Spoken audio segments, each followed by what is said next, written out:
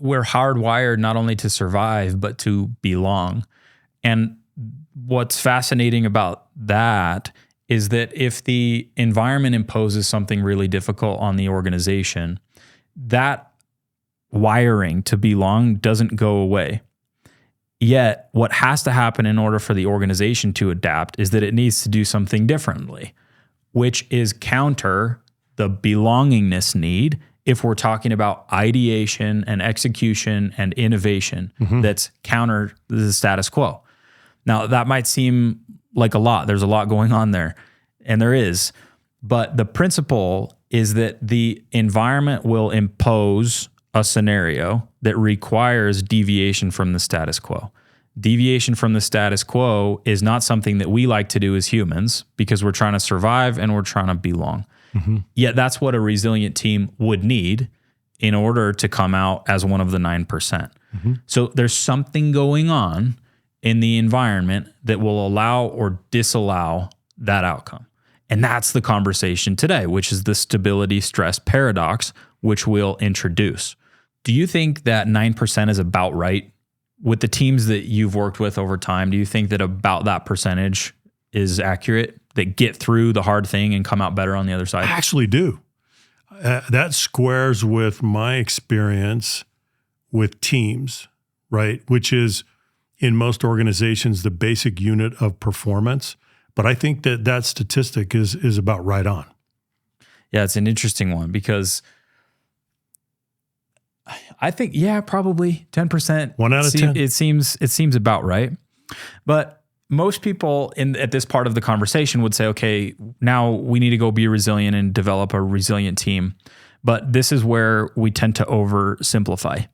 And I think that this is where the grind culture goes a little bit too far to one extreme. Okay. And says just double down and just work through it and you'll get out to the other side. But survival doesn't mean improvement. And no, so it doesn't. You may very well make it through the recession or the adversity or whatever thing came your way, but are you actually going to be able to get better? It's a different question. So the stability stress paradox, well, let's open it up. This paradox ends a lot of companies and it ends a lot of marriages. Humans need stability. That's what we've been talking about so far. Yeah. We crave security and predictability. We love familiarity. We love routine. But at the same time, we need novelty and we need variety. The same is true with organizations. We need challenges. This is getting complicated, Junior. Maybe, but at least it's interesting. Yeah. We need challenges. We need fresh experience. And so if you were to say to an organization, you're just going to be stable.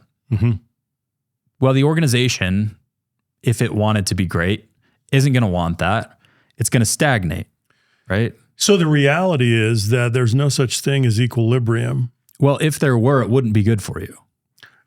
And but even so, you are either progressing or regressing. There's no stasis. There's no real stasis in the middle. The stasis ends up becoming a state of deterioration and degradation. But that's not always immediately obvious from the outside looking in. If you took the most stable organizations we know of, governments are one. What happens in stasis? Outwardly, it may be okay. Inside, they're rotting. Yes. And that's true. But that's what I'm saying. Yeah.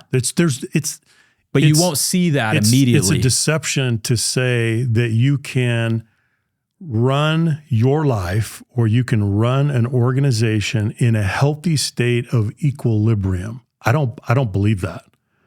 You're either you're progressing or regressing. And you're progressing or regressing in both times of famine and times of plenty. That's right. It doesn't matter what the conditions are. If it's stable or if it's adverse, you have an opportunity to do both of those things. So that's the too much stability and we stagnate. Now, on the other end, too much turbulence and it's chaos. And that's where grind culture becomes extreme. Not that we don't need a little dose of that here and there. But if we go too far that way, you wrote in the notes, tyranny at the extremes. Both extremes. That's certainly true. There's tyranny at both extremes.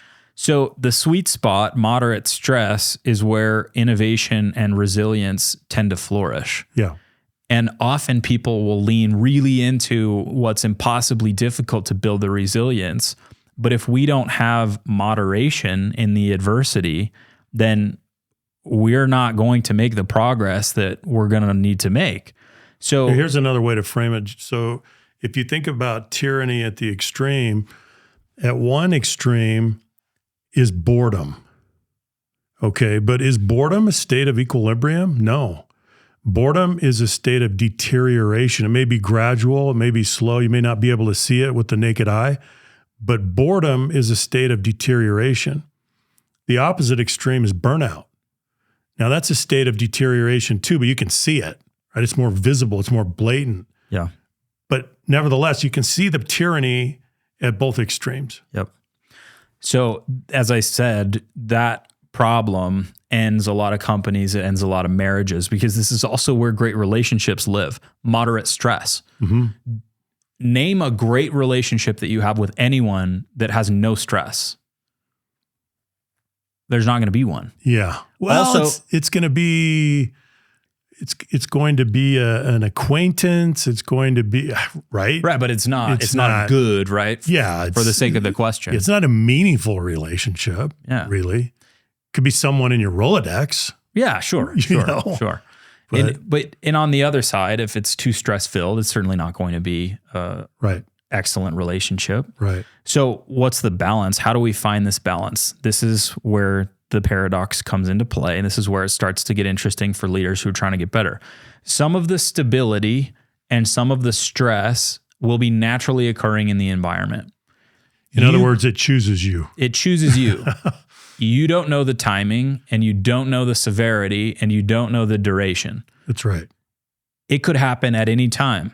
You could flow into a season of plenty and things are great. Maybe that lasts for 6 months. Maybe that lasts for 6 years. It could be turbulent. Maybe that lasts for 6 weeks or 6 months. You don't know. There are macroeconomic factors. There are geopolitical factors. There are talent factors, things that happen at the individual level with people on your team. You don't know. Yeah. And so what has to happen is that if you are getting too much of either one of those, you have to modulate as a leader. And this is where the skill comes in. If the environment is too static, you have to introduce turbulence. Mm-hmm. If the environment's too turbulent, you have to introduce some stasis and some stability. Every organization's going to go through at least one existential crisis. If they can manage their way through that, then one of those three things is going to be true. They either underperform, they get back to where they were, or they do better. Yeah. But the same is also true for stability. So we talk about adversity as if that's the thing you have to get through, yet it's also true for stability. That's an interesting point that we don't often talk about. Stability may present the same disadvantage that you think lies only in adversity. You have to look at both as opportunities. So there's danger that surrounds stability. Both as a person and a professional. I agree. In a business, in a relationship. You have to have the radar and the alarms set for either one. Because if it's too stable, that's a bad thing. What do you think? Well, I just think the temptation is always during flush times to slip into complacency. And therein lies the danger. Yeah. Well, But are the alarm bells going off? Are they alerting us to the fact that there is risk associated with these conditions, especially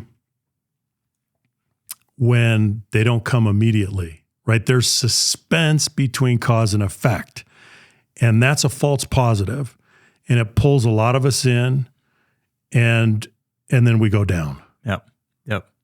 So as a leader, we're going to talk about what this means for you, but we talk about manufacturing some stability in the adversity so that your team has something to hold on to, but you also have to manufacture stress.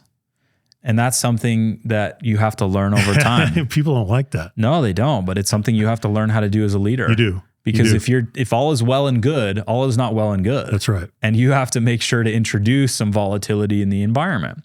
So how do you do this as a leader? The first thing that we'll talk about is screening for resilience.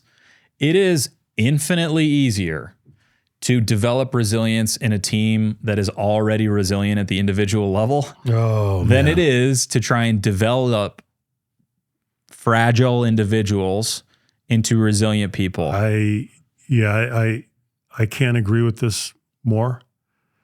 And we have learned through trial and error, haven't we, Junior? Yeah, we totally have. And so that's the question. How do you find hungry, scrappy, gritty people? Yeah. And some, we won't always have the luxury of starting at zero and building a team with an eye toward this. And so we'll talk about that. But if you have the opportunity, at least start today by screening for resilience really hard. Mm-hmm. There are three things that I like to look for when I'm looking for resilience, because it's really difficult to evaluate that on its own, right? Just, are you a resilient person? Yeah. These three characteristics, I think, are some markers for resilience.